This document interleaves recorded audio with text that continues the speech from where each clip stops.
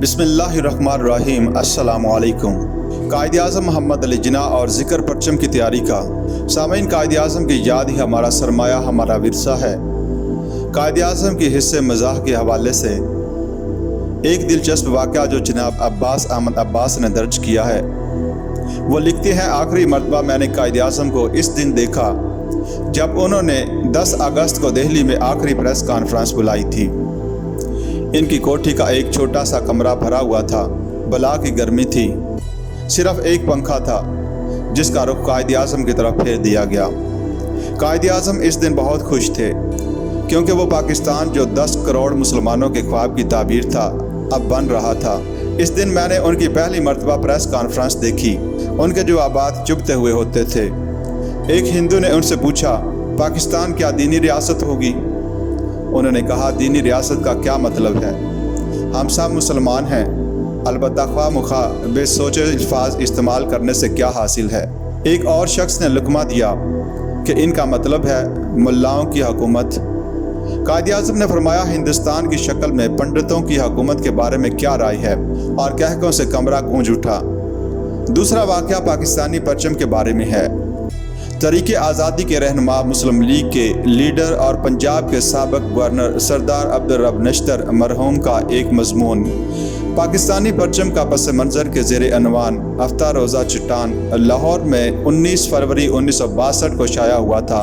सरदार नश्तर लिखते हैं, पाकिस्तान का परचम तैयार करने के सिलसिला में कायद-ए-आज़म ने वासराय से गुफ्तगू की तो इसने मशवरा दिया कि नेवी वाले परचम तजवीज़ करने में माहिर होते हैं, इसलिए इन्हें कहा जाए कि पाकिस्तानी नुमाइंदों के फैसला के मुताबिक परचम तजवीज़ करें। चंद यौम के बाद बहरिया वालों ने छोटे छोटे परचम बनाकर भेज दिए।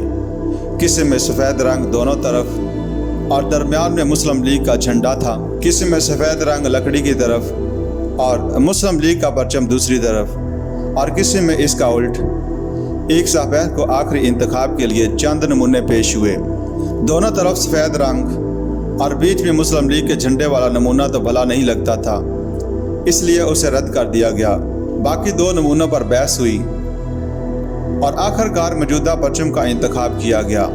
इसके अलावा दीगर वजूहात के इसकी तायद में ये 2 बातें भी थीं कि एक तो मुस्लिम लीग के झंडे वाला हिस्सा इस तरफ रहेगा जो हवा में उड़ता है क्योंकि ये खूबसूरत नज़र आएगा, और दूसरा जो कपड़ा झंडे की लकड़ी पर चढ़ाया जाता है वो सफ़ेद रंग का होता है, इसलिए इसके तसलसल में सफ़ेद रंग वाला हिस्सा होना चाहिए।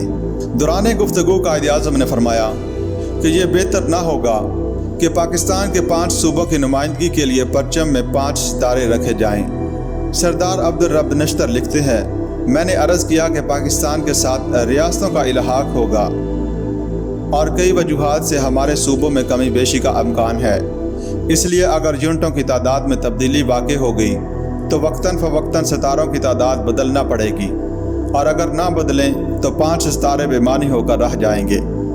कायद ने मुस्कुरा कर फरमाया, आपने ठीक सोचा।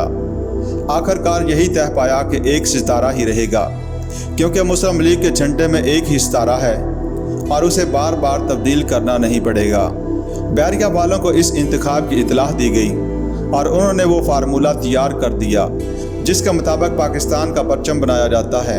अगस्त 1947 को कराची में पाकिस्तान की दस्तूर साज असम्बली का इजलास हुआ तो वज़ीर आज़म लियाकत अली खान मरहूम ने यह फार्मूला असम्बली के सामने मंजूरी के लिए पेश किया। इनके हाथ में इस वक्त एक छोटा सा नमूने का परचम भी था जिसकी निस्बत ये तय पाया कि उसे बतौर यादगार महफूज रखा जाए।